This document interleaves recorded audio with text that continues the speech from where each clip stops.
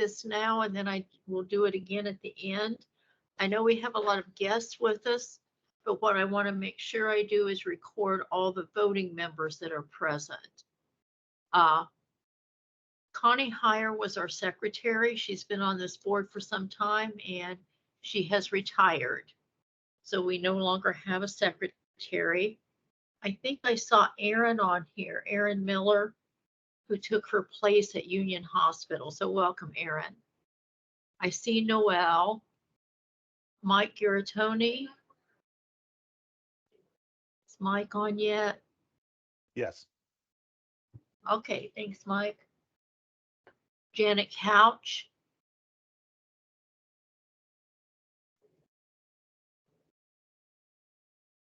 I saw Danae Barrett, Jan Levy.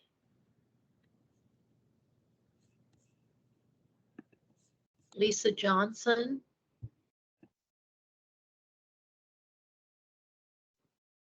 Tanya Walden. Tanya, are you on? If she were to be on, this would be her last meeting. She has resigned her position at Huffer Memorial Children's Center, and I believe the 23rd is her last day. Terry Dunham. I see Christy. Tania. Okay. Is there anyone who would like to take minutes for us today?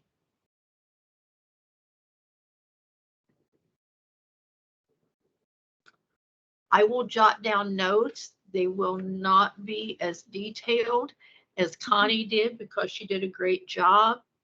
And then later in the meeting, we're going to talk about a nominating committee so that we can have officers up for election at the next meeting and fill all these positions.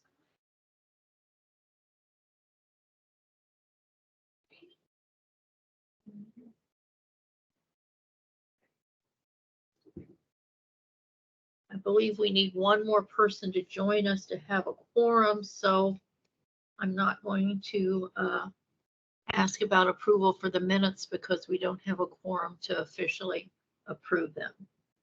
But we do have several special guests with us today. And Ms. Drake from the Hoosier Environmental Council, and I apologize, I spelled your name wrong on the agenda. It's Katya, right? Yes, ma'am. Yep. Hi. Okay. And I do apologize, but we are very, very happy to have you with us.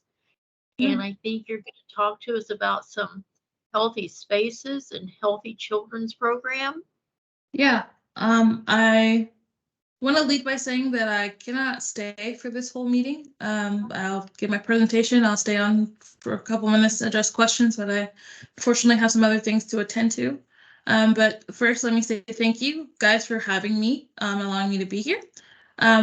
Like Carol said, my name is Katya. I work for the Hoosier Environmental Council as their environmental health associate. So I work on asthma and air quality education and programming, specifically focused on the environmental triggers of asthma. And so started at the Hoosier Environmental Council December 19th, 2022, and we've been working to develop our asthma program since I've been on board.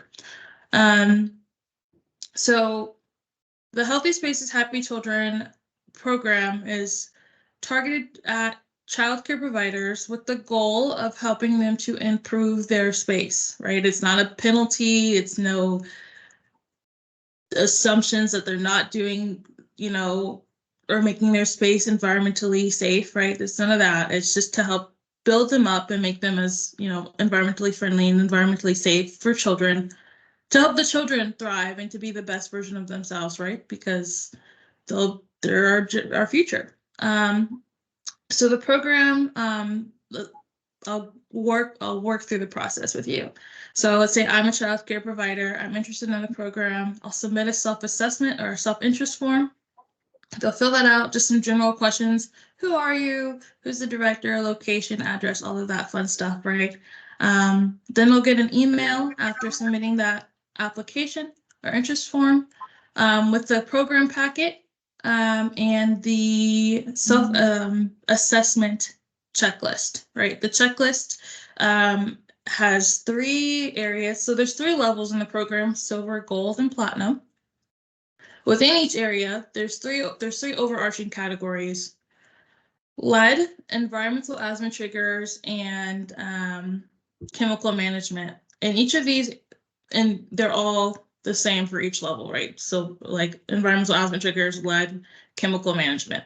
There's different tasks associated with each of those areas, and the number of tasks so there's a minimum number of tasks you have to complete in order to achieve silver or gold or platinum. For silver, I think it's 12 out of 18. So they'll complete these tasks in let's say the silver level, and I will come, they'll reach out to me, they'll say, hey, or I'll reach out to them, either or, and I'll say, hey, are you ready to schedule your walkthrough? And they'll schedule their walkthrough, we'll walk through, I'll just verify that they did everything that they said they did. But even if they are not in a place to schedule their walkthrough, I'm here all the time to like assist the child care provider in any way, shape, or form. Like I said, it's not a penalty. If they're struggling with getting the posters or flyers put up, if they need signage, if they have questions, I'm their person. I'm there to assist them. Why am I here talking to you guys about this program today, right? I'm here to ask that you guys share this information in your circles. If you guys, so our 2 counties that we're really focusing on for this pilot program is Marion and Johnson County. But I don't live in Johnson County. I'm 25. I don't have a kid. The nearest kid to me is my nephew. He's 2. He's not ready to be in childcare yet, right? So I don't have a lot of, expertise, and you guys do, right? And so I want to ask that you share this information in your circles, and in places where you think this would be beneficial.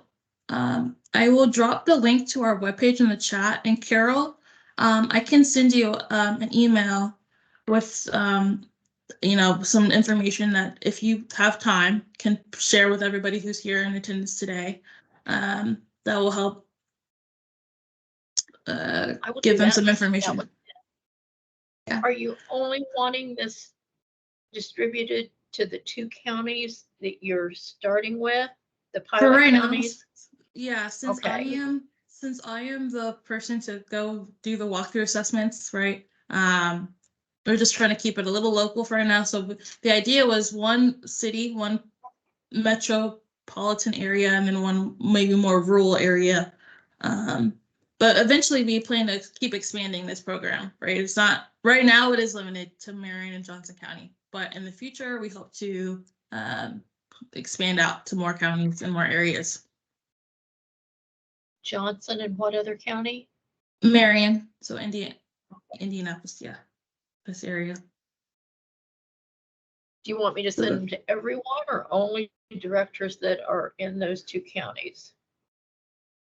You can send it to everyone. I don't mind that, because when we have our recognition ceremony in May for the child care providers, it might be nice to have people from other counties come and visit and see what this looks like and what we've done. But I would put an emphasis. I'll put an emphasis in the paragraph that I send you that this is specifically for Marion and Johnson counties, and that if you're interested in, I'll draft a statement for you so you don't have to worry too much about that. Yeah. Sounds good. So that's my spiel. Do you guys have any questions or concerns? Does anything that I described today confusing, or would you like me to go into more detail about something I discussed?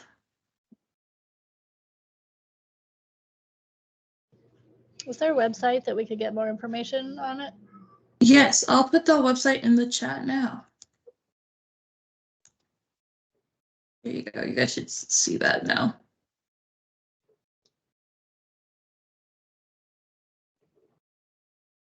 Were there any other questions or concerns or feedback maybe?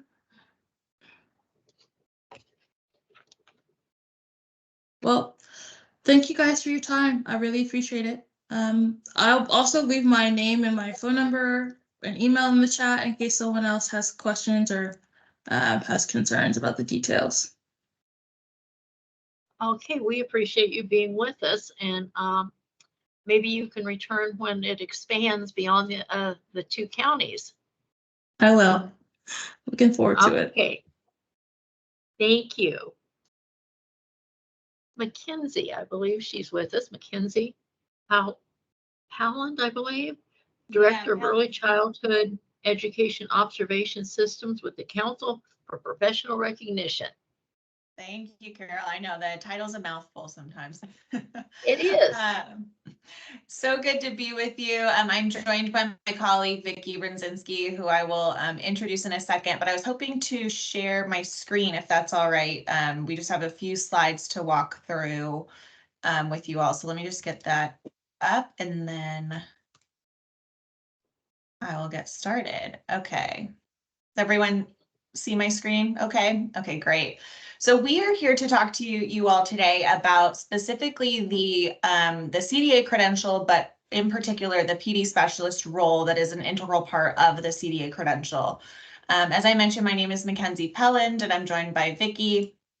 And I am the director of ECE observation systems here at the council, which means that my team is responsible for the verification portion of the CDA credential. I'll go into a second a little bit about the credential for those who are not familiar with it, but essentially the credential culminates with an exam as well as an on-site visit, and my team helps to ensure that that on-site or virtual visit takes place without a hitch, and that we work to engage PD specialists in our areas that we serve. So I will let Vicki introduce herself. She's an Indiana native, so brought her along.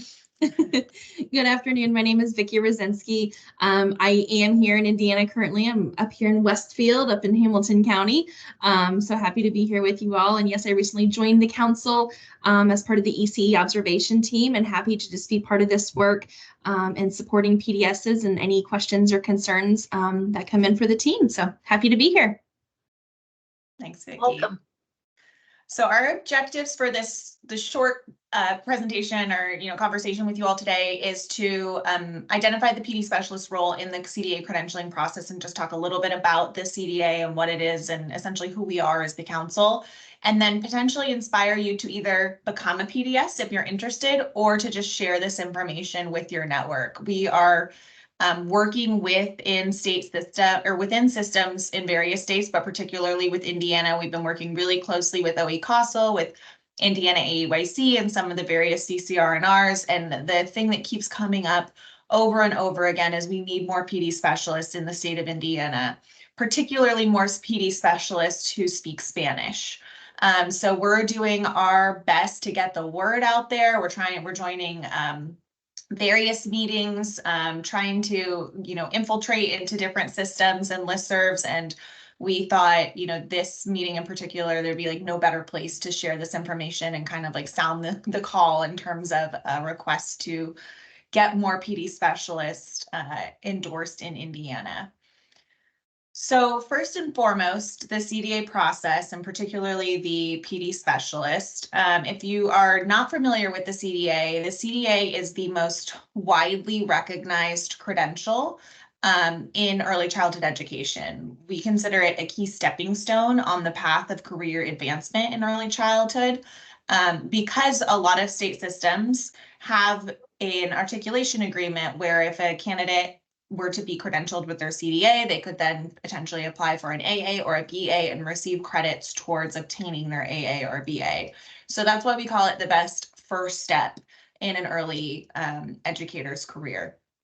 The CDA is based on a core set of competency standards that guide early childhood professionals towards becoming qualified and competent educators of young children. And the Council for Professional Recognition, where we are, we work to ensure that it's nationally transferable and that it's a credible and valid credential recognized by the profession. So the CDA process involves a pivotal role, which is called the PD specialist. And one thing I want to emphasize is that the CDA is a very accessible credential, which I'll talk about in a second in terms of the different phases, but essentially a candidate in our credentialing process does not need to have formal education. So it's an accessible and financially attainable, reliable and valid credential for candidates who are either, been longstanding in the early childhood workforce or who are just thinking about getting started in early childhood and maybe don't want to commit yet to an AA or BA or ever commit to an AA or BA because it's not right for everyone. So the CDA process is essentially 3 steps, which we break down into both to prepare, apply, and demonstrate. So for prepare, this is where a candidate is meeting those eligibility requirements through what we call literacy and education and then experience. So with literacy and education, anytime prior to applying for a CDA credential, a candidate just needs to have their high school diploma or GED, or be enrolled as a junior or senior in a high school career and technical program. That's one of the places where we're seeing a lot of momentum with the CDA is getting into the high school CTE programs. So that's coming up more and more as an option for folks to potentially just try and see if they would be interested in a career in early childhood education. They also need, and this is where that education comes in, they need to have completed 120 hours of formal early childhood education training with no fewer than 10 training hours in each of our CDA subject areas. The training, as I mentioned, does not have to be from a college, university program. It can be through a wide variety of organizations, from a single training agency to potentially a mix of several training organizations. Then they need to have experience. So within 3 years of applying, candidates need to have completed 480 hours of professional work, which essentially equates to about 6 months.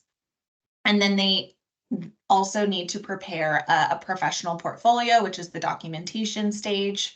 And this is essentially a collection of reference materials related to their work with children and families. And it's something that PD specialists actually review when they're on site during a verification visit. This all culminates with an application that a candidate actually does online in our Your Counsel system. They say that they've met all these things. They're able to search for PDSs in their area and add one to their application. And that's where we're needing more in Indiana to be able to serve all of the candidates that are interested and excited about getting their CDA. So once they find a PD specialist, as I mentioned, the credential culminates with a verification visit and an exam. The exam is just taken at a Pearson VUE site. We contract with Pearson VUE. We have them located all over the state, and candidates go and take their exam there on site. And the verification visit is where a PD specialist actually comes on site. We also have virtual options for those who are in more remote locations to score the candidate after observing them working with children and or families, depending on the credential. I'm going to go really quickly through this.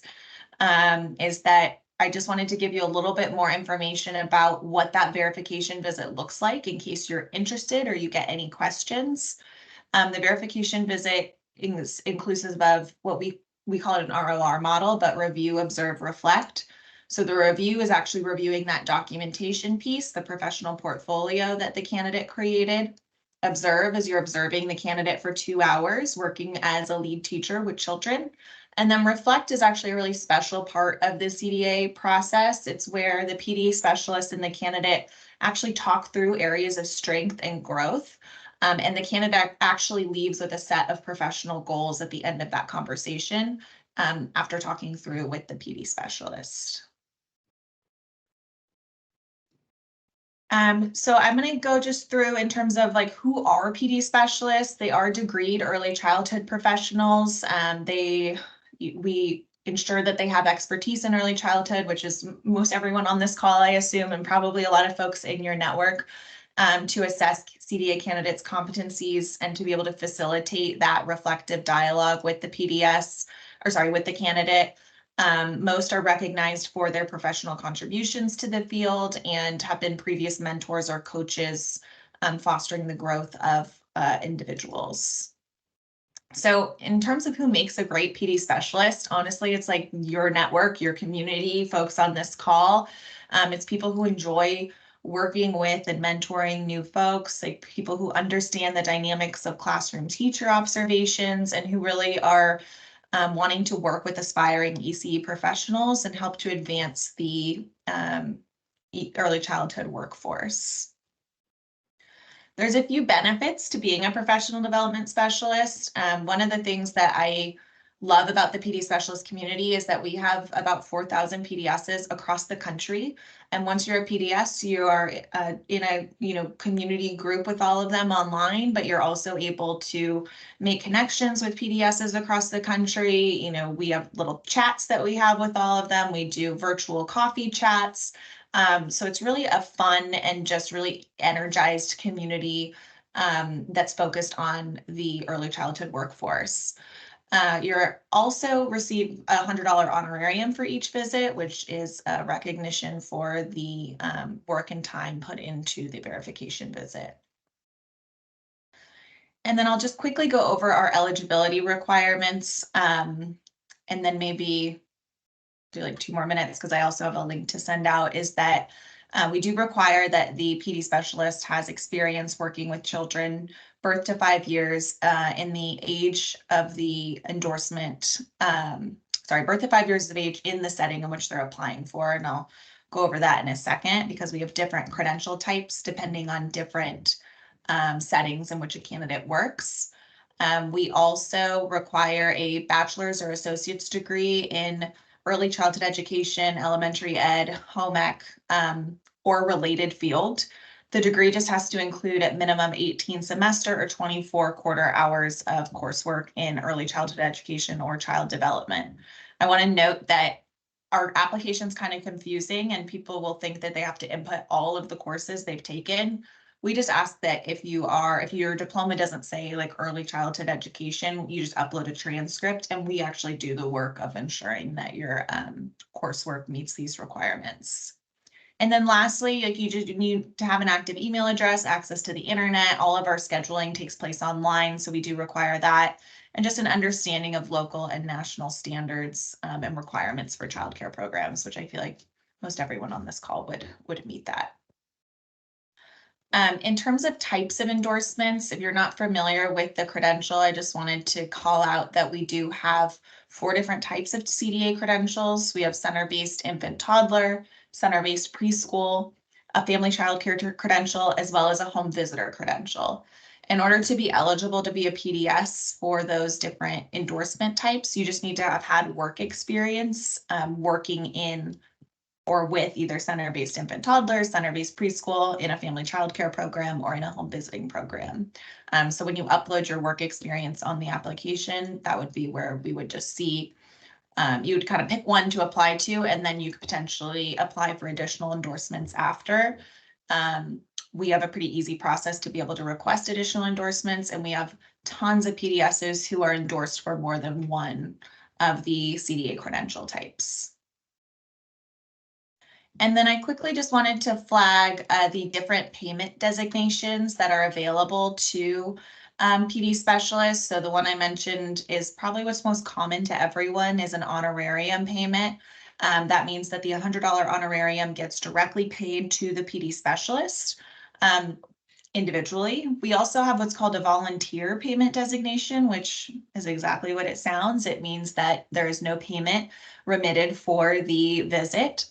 And then we also have what's called an agency payment designation. So if any of you work for a larger organization and you may be interested in doing verification visits on that organization's time, we would be able to put in place an agreement with the agency where they would get paid directly for your verification visit honorarium. We still need to keep in mind some of our conflict of interest policies. You wouldn't be able to do visits for folks who are, your direct reports or someone that you've mentored or coached previously. But we do find a lot of success with the agency agreement, especially for larger organizations who may have a coach at one center who wants to do visits for another and vice versa. And so if that's something that you think your agency might be interested in, we'll put our email in the chat, and that's something we can have a discussion around. I'm going to skip through some of my next slides because I know I'm taking up a lot of time. But I just wanted to like highlight for you all that we are making updates to the CDA process because we, have heard especially some information around the amount of travel it takes to get to visit. So I wanted to also just let you guys know that we do reimburse travel for visits that are over 50 miles one way and potentially offer per diem and lodging depending on how long that visit is. So just wanted to flag that in case that was maybe percolating in the back of your mind as a potential issue for wanting to become a PD specialist. And then here is actually information on how to apply, and I'm going to put a link in the chat that includes some more information about the eligibility requirements and our verification visit model that is in both English and Spanish. So if you know of anyone who might be interested, please feel free to share this link. And then all of our application process takes place online, which that link that I put in there has a QR code that can be scanned and directly taken to the application process. So that is the website in terms of what it looks like. We have FAQs on our website. We have a lot more information.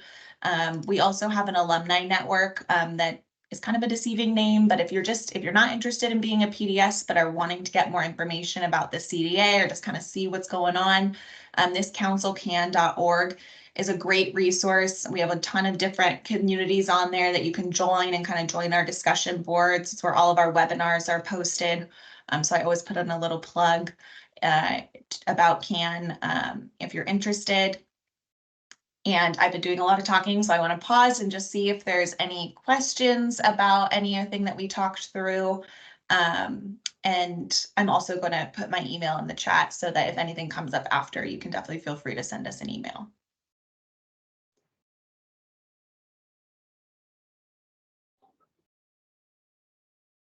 Any questions? Comments? And it looked like Vicki already put our email in, so thank you, Vicki.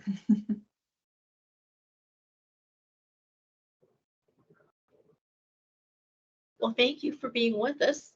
I don't know if you will get any applications, but at least our group knows about it now and can put it on their radar. So thank you so much. Yeah, exactly. Thank you so much. Thanks for having Hey, us. We appreciate Hey, it.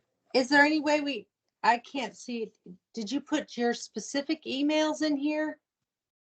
We put our team's email, which we monitor, but I'll put mine as well in here. Because I don't want to waste everybody's time, but I had issues with the application and I think I was misguided by whoever I talked to on the phone about that, but I don't want to waste people's time about it on this link. So. Okay, no worries. Yeah, feel free to shoot me an email directly and we can see what was going on there. Okay, awesome. Thank you. Of course. Well, thank you. Thank you for having us. You're welcome anytime. Okay, now we go to Sam. It's that time of year again. It's the legislative session, and he's the Vice President of Government Relations for United Way of Central Indiana, and he's going to give us an update, not of the entire legislature, but what involves child care and early childhood education. So welcome back, Sam. Hi, thanks for having me. It's always a pleasure to be with you. It's a great group, and always happy to have a chance to talk a little bit about what's going on down the street here. So some of you may be better aware than others. Our legislative session started last month, second week of January, so it's about a week later than our legislature normally comes in. We've just crossed the midway point of the session. The House and Senate had their deadlines, their third reading deadlines last week. And then they went on a little bit of a break, which was great. It gave us, those of us in the hallway, a little chance to catch up and hit the reset button. So this week we've started committee hearings around bills for the second half. We've got about 2 full weeks of committee hearings in the House, and because of the way the Senate's deadlines have worked out, there's about 3 full weeks of committee hearings that will happen in the Senate. But as you can see, we're coming up in about 3 weeks on third reading deadlines in both chambers. Now we're likely to adjourn early this year. The General Assembly has to be out by March 14th during a short session. What we've been told to expect by legislative leadership is a sine die around March 8th. Now, there's always there's always a danger in trying to predict Indiana weather and Indiana General Assembly sine die dates. We get about the same rate of accuracy between those. So just know that sometime in the first couple of weeks of March, we will wrap up the work at the General Assembly. Those of you who have seen me do a presentation about the legislature have probably seen this chart. We have just rounded, sort of the first half, and so now we're sort of off to these little 2 House, 2 Senate switchovers, and are starting the process over. So we're getting there, but there's still a lot of opportunity for bills to die, and we're trying to do our very best to ensure that the child care bills keep moving so that we can continue to make good progress on that issue. As many of you probably know, childcare has been a big topic of conversation for our legislature and our governor's office since the summer, when we had the summer study committee that was led by Senator Charbonneau and Representative Brad Barrett from Richmond. And the result of a lot of that work is found in Senate Bill 2, which has a number of different aims, some language that comes over from FSSA and the governor's office. So this is a priority bill for the Senate majority, but it has been a really bipartisan process so far, and so we had universal approval of this bill in both committees that it was heard in, both the Health and Provider Services Committee in the Senate and in Ways and Means, which was, really just a delight because oftentimes child care and early care and learning just more generally can be a hot button or something that people have ideological problems with. So we've been really, really excited by the progress that we've seen on this bill. For this group, this is a bill that's going to hopefully improve your ability to attract and retain workers by, making, childcare workers categorically eligible for state support for child care assistance. So if you've lost workers in the past because of their inability to, sort of cover their own child care needs, hopefully this will be a step in the right direction.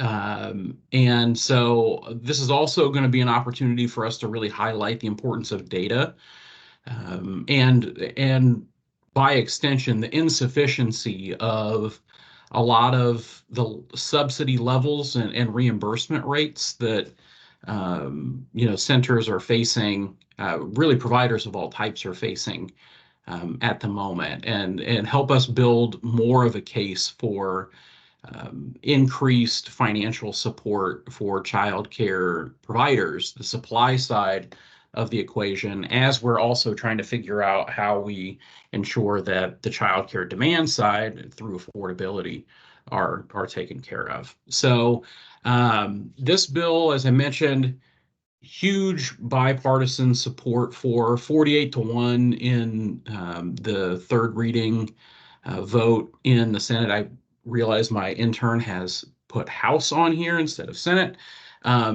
But Representative Dale Devon from up in the South Bend area is the primary House sponsor for this bill. He's also the chair of the House Family, Children, and Human Affairs Committee, and he is committed to me that this bill will be heard on February 22nd in committee. And from my conversations with Representative Devon and the governor's office and other folks who are involved in the bill, I think we're expecting pretty clean movement of that bill through the process in the House. I think we really just want to continue to keep this as a positive story for the session. A couple other early care and learning bills that we've been engaged in, and the sort of the ones that are still moving. I mean, there were a number of bills this session that were filed primarily by members of the House and Senate Democratic caucuses that dealt with increasing subsidy levels and other sort of fiscally oriented directions, and those will probably, I mean, obviously they've died for this session, but they'll be jumping off points for conversations around the budget next year. In terms of things that are still moving, though, we have Senate Bill 2, we have Senate Bill 147, which is a child care property tax exemption bill, and so it provides a partial tax exemption for for-profit businesses that are providing on-site care for employees. And so, that is I think goes hand in hand with the tax credit bill the tax credit proposal that was in the final version of the budget from last year that, will sort of help employers offset the cost of building or rehabbing facilities for on-site or near-site care. There's also a component of this that is a tax exemption for for-profit providers, and creating a extending, I think, the existing applicability of the property tax exemption for for-profit providers, which is relatively narrow now. And I know Mr. Garatoni was at the tax and fiscal meeting where this was, and had a chance to weigh in. There has been probably less bipartisan support for this, although still widespread, right? Support. I think it got all of the Republican votes in committee and all of the Republican votes on the floor. This is a place where there are genuine philosophical disagreements about how you use the tax system. The position that I have articulated and others have articulated is that we use the tax system in all kinds of ways to incentivize what we consider to be pro-social activities, and what can be more pro-social than childcare. So this is something we continue to keep an eye on. I've also just sort of mentioned to legislators that we really do need to be cognizant of the extent to which we pass on the cost of these exemptions to other types of taxpayers, whether they are homeowners, whether they are businesses in the community who aren't providing care, right? We do need to consider the sort of who's paying and who's sort of being left out. But it seems like a bill that will continue to move. It's been referred to Ways and Means, but it hasn't been calendared yet. I would expect that it will continue to hum along, given the makeup of our legislature. And finally, in terms of early care and learning bills, we have House Bill 1102. The original version of this bill would have been a complete, for lack of a better term, deregulation of Class 1 childcare homes. It would have given Class 1 childcare home operators the ability to continue to call themselves Class 1 childcare homes, but opt out of licensure requirements or any regulations that they felt like. Many people in the advocacy space raised some concerns about that original bill for obvious reasons, health and safety being primary among them, but also just what that does to diminish the power of the signal that licensure provides to families, the sort of level of assurance that families come away from knowing that their provider is licensed and regulated and has some sort of base level of quality. And so this bill was amended in the House to do a few things, a few different things, but really pretty dramatic change from the original version. It changes some of the ratio pieces for home-based providers. It extends the length of the license for home-based providers as long as the licenses haven't previously been suspended or revoked or, had significant challenges there. Prohibits local zoning ordinances from prohibiting childcare homes just because they're childcare homes. And we heard during the summer study committee this summer that's been a real thing, that employers who have tried to stand up childcare operations to support their workforce have faced zoning ordinances that have been really exclusionary. So I think there are some good things in the bill. I think there are some things that FSSA still needs to work on. It received a bipartisan vote in the House. About 10 Democrats, I think, crossed over to vote for this bill in the House.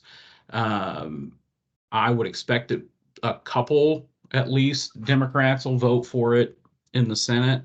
But there are still concerns about whether the ratio changes are the right ones. And I think that the number of kids that can be in a childcare home at any one time, I think that number will continue to be a point of conversation for senators once this bill gets to second reading. I know that I've been told to expect that there will be amendments proposed both from Republicans and Democrats. And so I think that what the final version of this bill looks like is still up in the air. I'm also, I don't know how interested some folks are on some of these issues, but I'm raising them here because I think they do have downstream implications for the work that you all do, including Senate Bill 1, which is the reading skills bill. I think most people think of it in the context of retention of students who can't pass iRead by third grade. This is another thing that is, being hotly contested at the moment, and but we're keeping a close eye on it. So I've included some of these things here just for your, if you're interested. But that is it for me. I'm happy to take any questions that folks may have, and again, I'm always happy to. I'll drop my email in the chat as well. I'm always happy to speak with all of you, any of you, about what's happening at that great big circus we have down the street. Questions for Sam?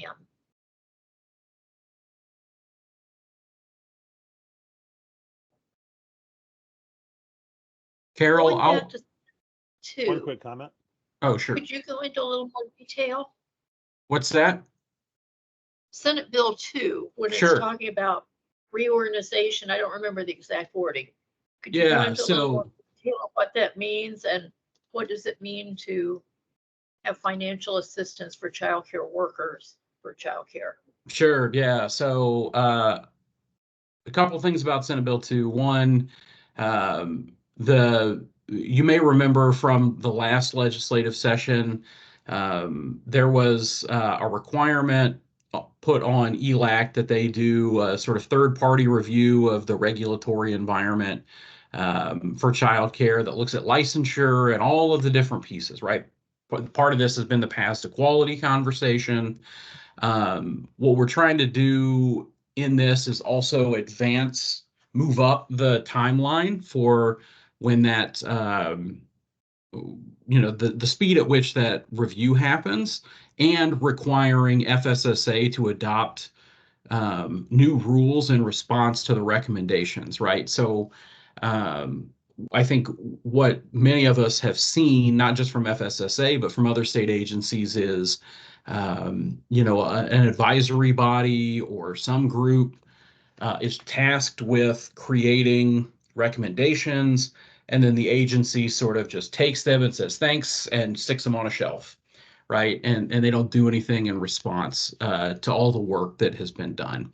And so part of what Senate Bill 2 does is sort of forces FSSA's hand, for lack of a better term, to rule make in response to those recommendations. And I think having been an agency person, I think that sometimes that's really helpful, right?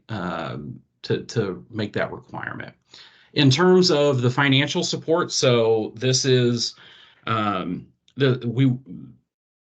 there is language that makes childcare workers categorically eligible for CCDF and On My Way pre-K supports for their kids, or any kids that they're guardians of, right?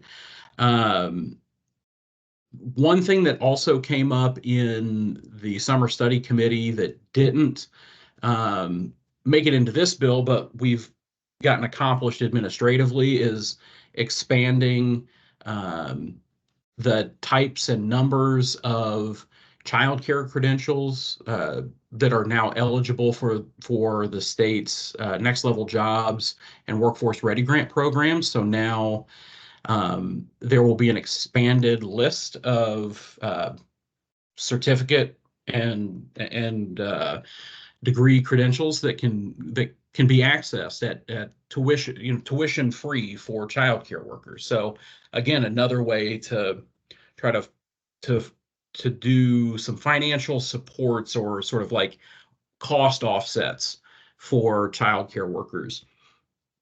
Finally, on this front, there's going to be a study conducted similar to a study conducted of childcare worker salaries and compensation, similar to what was done for K-12 teachers. You may remember from a couple of years ago, there was a governor's commission that looked at K-12 teacher compensation and how we could, as a state, make more of an investment there.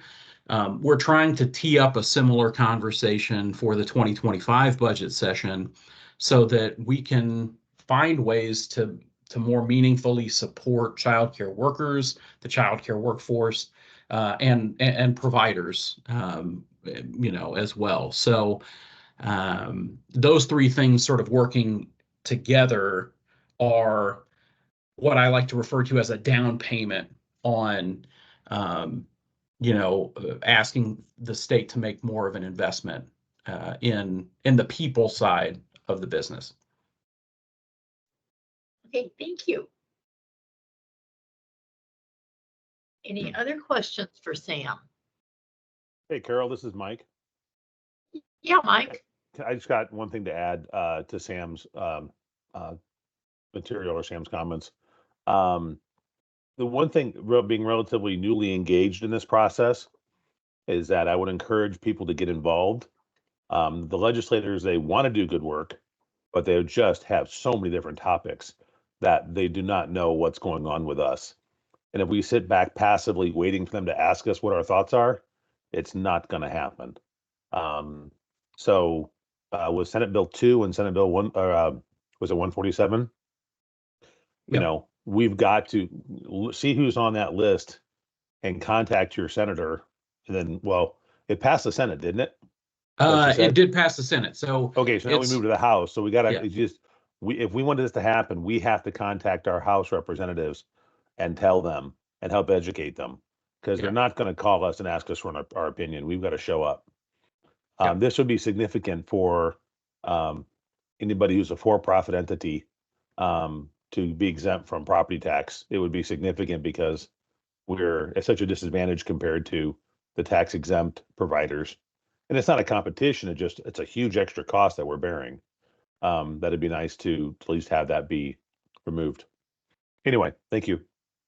And actually to build on that, Mike, you know, I would also say that even if you're not a for-profit provider, if you are a nonprofit provider who's thinking about or in the process of doing some work to create partnerships with employers, this again is another tool in the toolbox for helping employers decide. It can help tip the balance, right? Whether they're going to offer some on or near site care for their own employees. And so, if you're doing some of that work too, because there's also this component about partial property tax deductions for for employer on-site and near-site care. This is something to, again, weigh in with your legislators about. Any other questions or comments for Sam?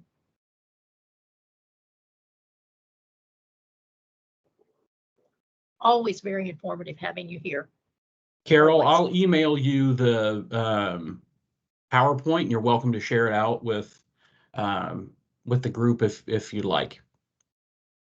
I would be happy to do that. That helps me with the. Okay. We need to appoint a nominating committee. For our next meeting, we'll be electing officers. I know everyone's not here. Is there anyone who would like to serve on the nominating committee? Calling our members, seeing who might want to be officers.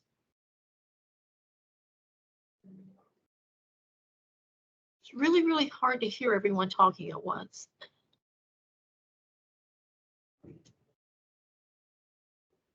Okay, Carol. what I think yeah. Hey, this is Mike. You up? Yeah. All right, I'll be on the nominating committee, I guess with one condition. What? It's not a committee of one. Okay. Well, I don't know everybody on the call, but how about at least 2 or 3 of us step up?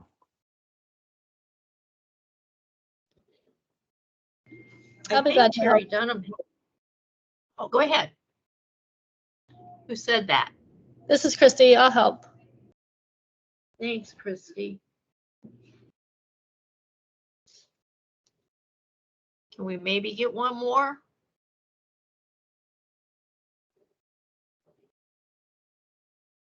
If not, I might reach out to Terry. She served on the committee last year, so she might be willing to do it again. But at least we met Mike's quota. It's not a committee of one. Wow. So I'll be in bare touch with you, minimum. see. I'm sure Christy's more fun than I am, but I'm sure we'll have a good time. We'll take more takers, you know. Okay. I will reach out to Terry and a couple of the others. And do we have suggestions for members of our group? Because we've really shrunk. We have lost directors. Directors have retired. Directors have gone on to other fields. I do see a lot of guests on our list today, and I think those are people that I can ask Pam or the Office of Early Childhood if we can reach out to some of them. But do any of you have suggestions other than people that are on the call? Thank you. It's Noel. Yes, Noel. Hey, I'm just wondering, I know we have a Facebook page, and because members have dropped off, I don't know if maybe from Pam or something, we could get a list of actually who is on the committee anymore and what areas they are in. I would normally volunteer, but I'm busy doing the same thing, but I'm the chair for the home advisory and we're trying to get it back and up and running. And so trying to get a hold of knowing who we have and knowing who's out there. Is anybody in our group? I can go back and look on the Facebook page and see who is administrators for it, but that may be a spot to look and see where there may be people who want to be on the committee, know about the committee. I think we're really going to have to start reaching out to the social media aspect of this because it's hard to find or know who's on here anymore. I don't know if the list that's on the website for FSSA is up to date.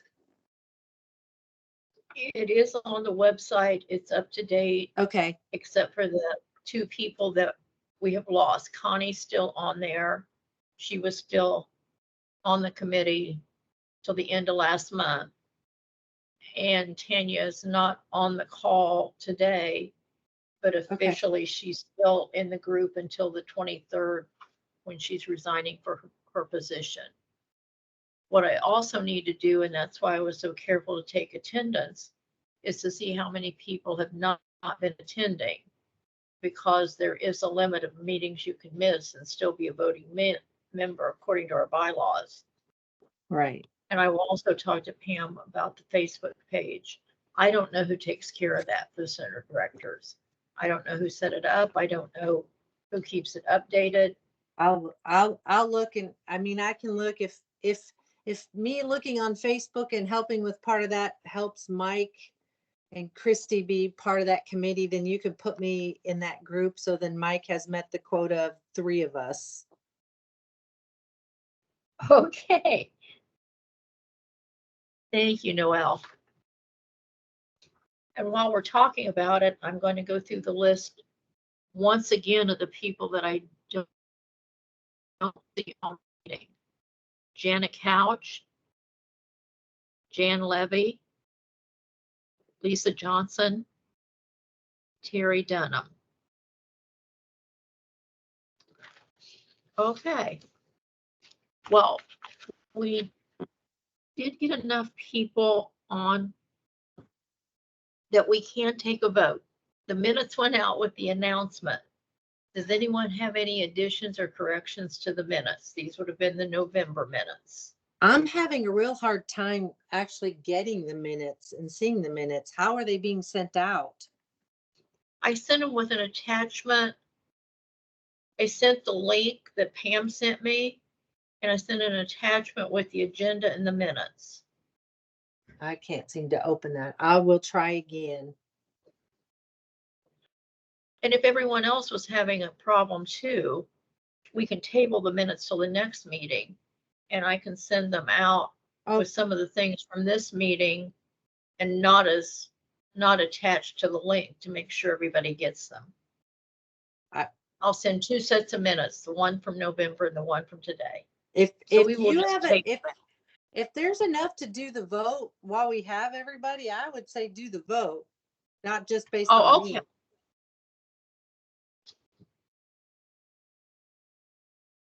Anyone that received the minutes, we're ready to make a motion to approve them as they were sent.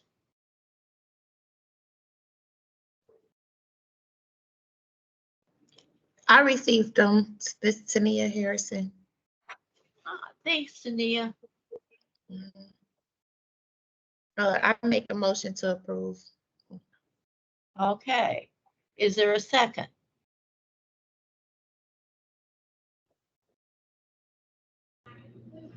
I can second. It's Christy. Thanks, Christy. All those in favor signify by saying aye. Aye. Any opposed? Motion passed. So we're now down to our update from the Office of Early Childhood and Out of School Learning.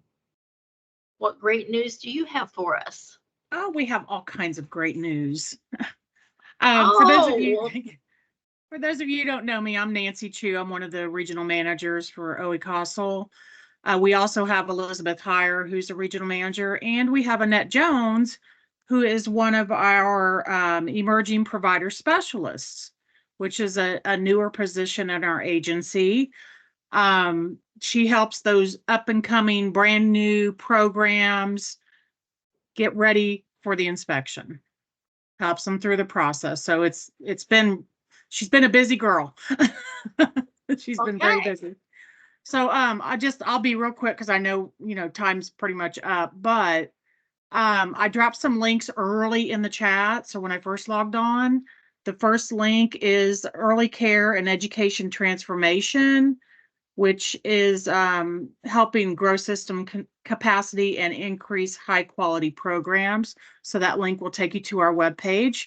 The second link in the chat that I put in is to become a child care provider, which is what Annette does. It has a map. We have 2 specialists, and it's kind of north and south, but the map tells you which specialist goes with each county. So if you know of somebody who's new and up and coming, they can go to that page and possibly connect with Marlita or Annette to get some information on how to become a child care program. And that's for all program types, not just centers. So it's for everybody. The third link is our statistics and reports, CCDF overview, childcare licensing, the monthly and year-to-date statistics, and the PTQ overview.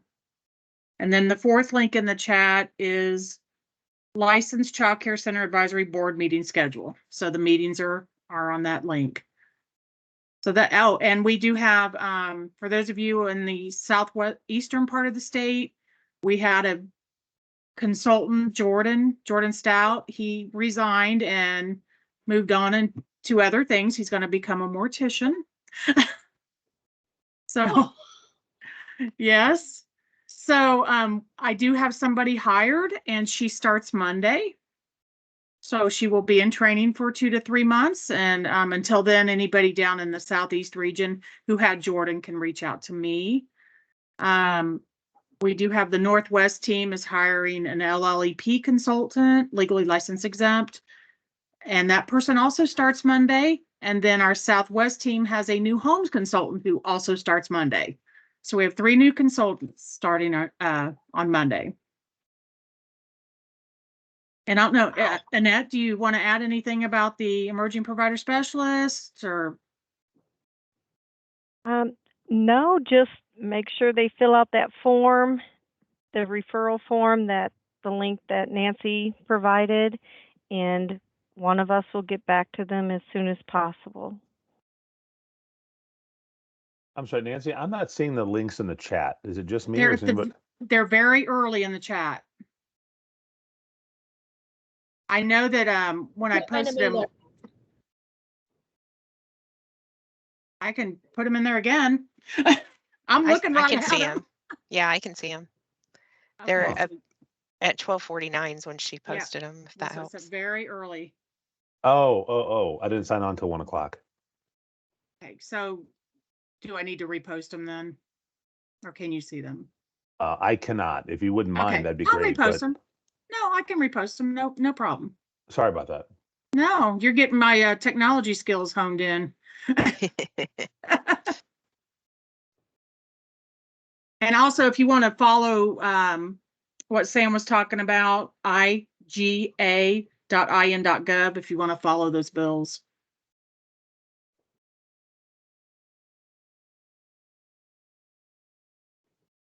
Do you have any questions for us? Anybody? Beth Comfort, she is officially retiring, right? Yes, March 1st is her last day. Yes.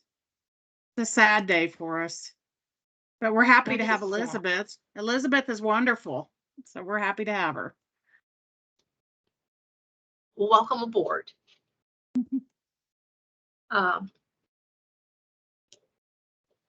Is Kim Rule with us today? Hi, Carol. This is Laura Sullivan. Kim couldn't be here, but she's sent me in her place. So I happy told to her I be was going to here. answer the same question that I asked this morning. Yes, So I'm and going that to is ask it for this group. CCDF, enrollment versus attendance. That's still coming down the pike, right? yes, that is in fact coming down the pike. We're in the works with partners on every week with multiple meetings and getting the software lined out, the policies, and the vendors all lined up. So expect communications to be coming out soon to segue into that new system. We talked about a lot this morning, but that was the big thing that I wanted to know about. And so I was very Okay. happy to hear her update about that. Yeah. I I think mean, that will mean a lot to all of us. I can share the other updates that she shared this morning if you like. Sure. Okay. It was very informative this morning. So Sure.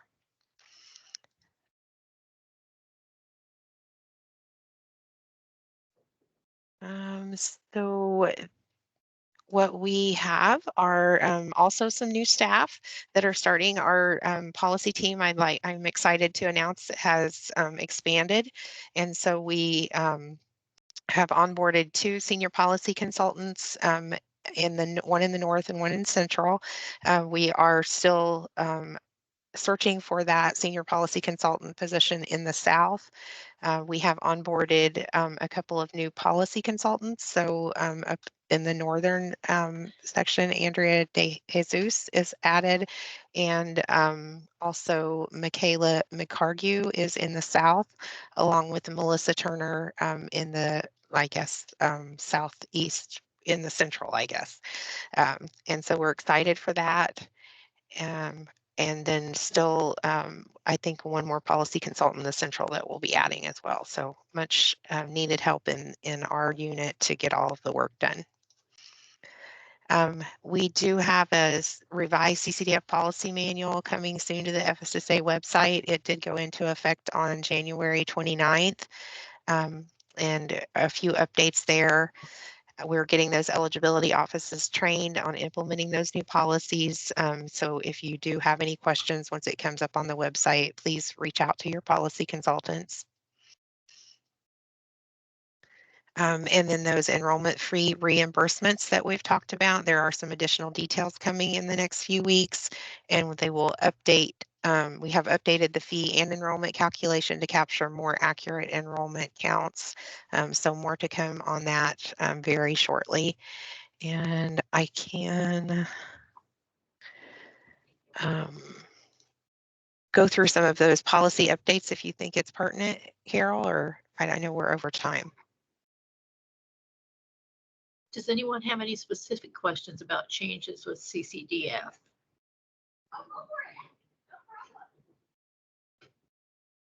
The one that a lot of people liked this morning was the fact that people that are self-employed, that there was a system now for them to be able to be on CCDF that wasn't having to provide check stubs and that type of thing. Yes, Just taking a screenshot, yeah, like the new DoorDash and that type of thing. So, yes, yeah, we had to kind of come into the times on that. So, you know, moving along with technology, we've updated our policies to allow those screenshots.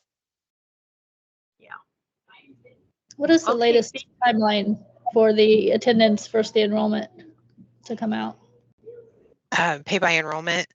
So the latest, I believe, is that we're hoping for implementation in summer of this year.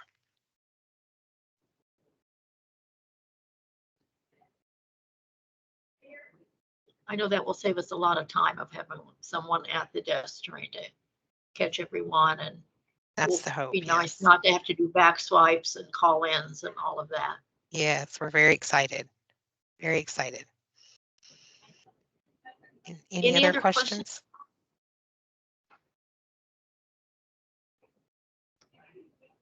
If not, we'll stand adjourned and I will get what information I have, contact information for our voting members